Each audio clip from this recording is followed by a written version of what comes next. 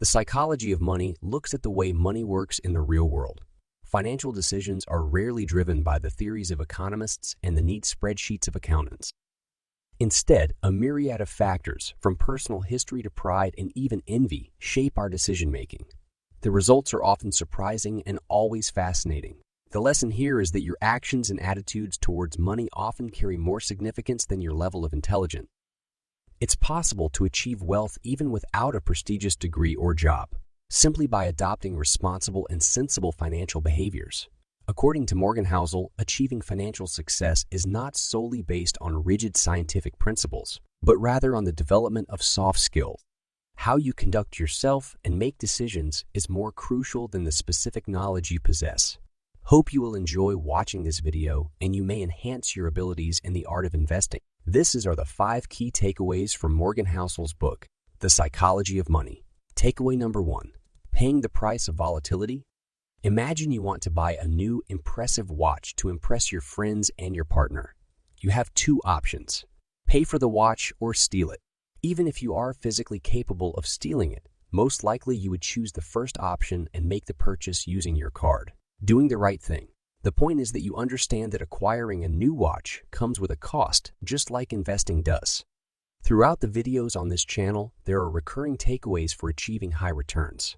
However, a concentrated portfolio also means increased volatility in your performance. This volatility is the price you pay for potentially earning higher returns in the stock market over the long term.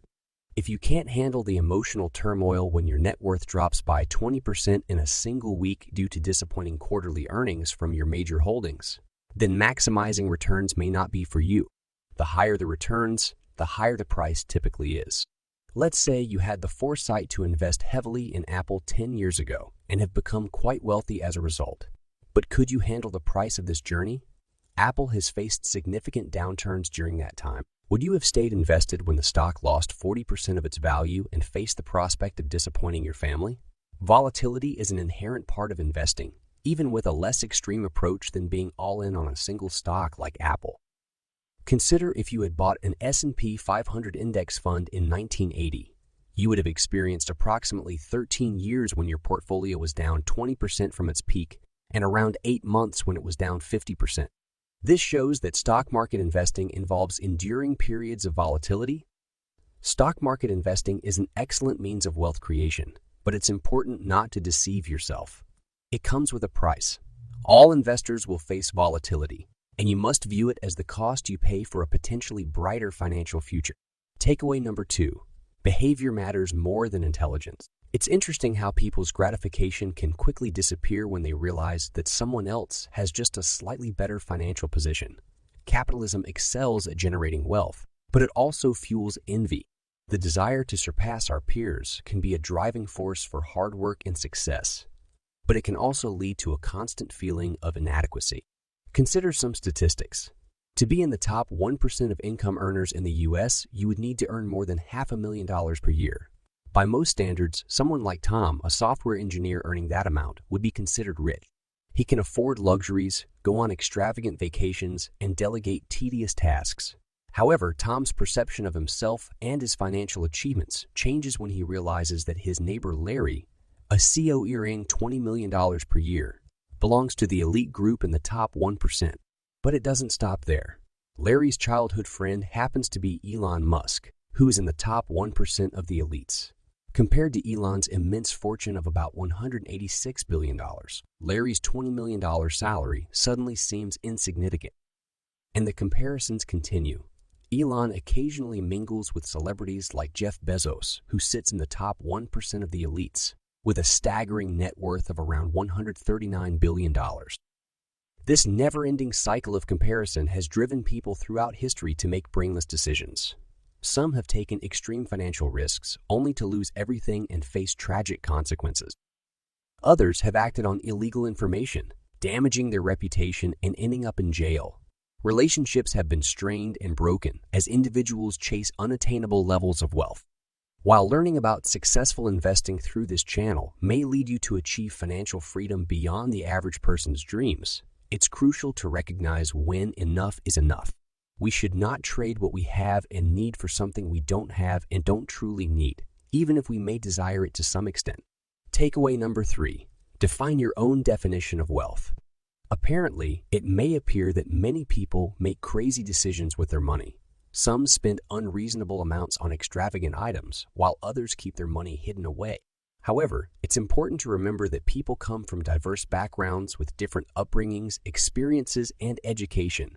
These factors contribute to varied perspectives and values. What may seem crazy to one person could make perfect sense to another. Morgan Housel uses the example of lottery tickets in his book. The lowest income households in the U.S. spend over $412 per year on lottery tickets, which is 4 times more than the average spent by the highest income group. Also, more than thirds of Americans cannot come up with $412 for an emergency. It may seem absurd that these individuals would spend their emergency savings on lottery tickets, but we must consider their unique perspectives.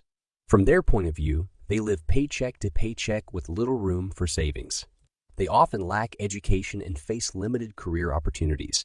They can't afford luxuries like vacations or new cars, nor can they easily provide a college education for their children without incurring substantial debt. Buying a lottery ticket becomes their way of buying into the dream that many others already live. That's why they buy more lottery tickets than others. It may not be as crazy as it initially appears. Understanding these differences can make you a better investor. By acknowledging our individuality, we become less inclined to blindly copy investment portfolios or strategies that don't align with our own goals. For example, our risk tolerance may be higher than that of a billionaire, as our focus is more on building wealth rather than maintaining it. Simply copying the portfolio of a billionaire may not be optimal for our own objectives.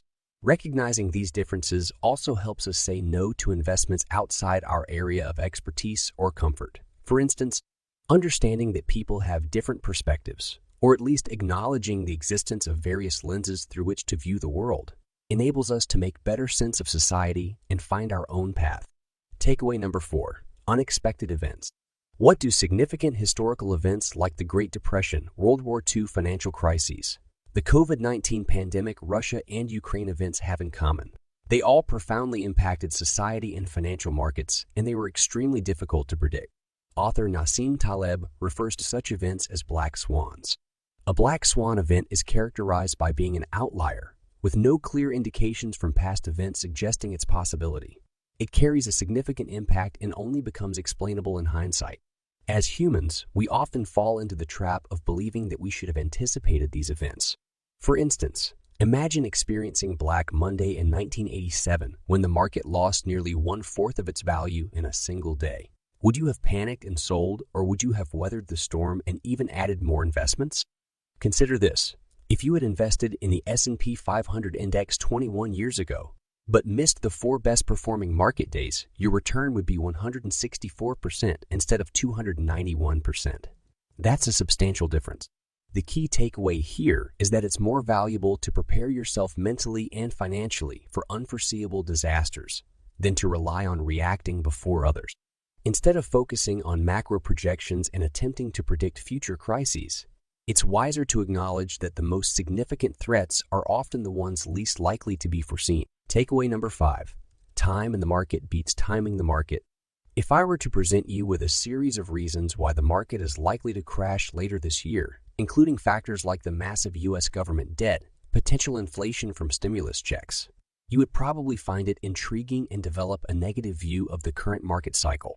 On the other hand, if I were to provide examples of why things are likely to continue improving, such as rising life expectancy, cheaper sustainable energy, or the rapid advancement of computing power, you would likely shrug it off without much thought. We are wired to find pessimism more compelling. The pessimistic perspective often appears more intelligent, while optimism can be seen as naive.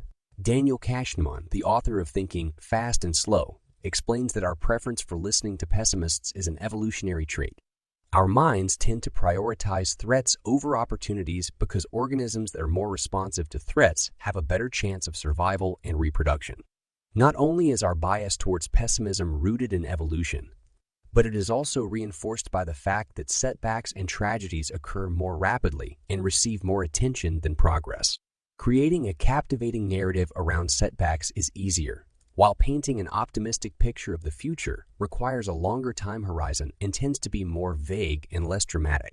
Recognizing that we are naturally drawn to pessimism can help us become less asymmetric in our response. The truth is that the world is often better than we think, but our fascination with pessimism can cloud our perception. By consciously considering the optimistic side and acknowledging the longer-term trends, we can gain a more balanced perspective. In summary, achieving wealth in the stock market comes with the price of volatility.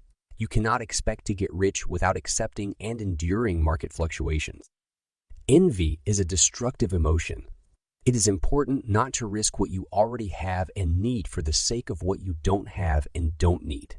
Contentment is crucial. Different perspectives lead to different rational actions. What may seem reasonable to one person might not be the same for another due to their unique circumstances and viewpoints.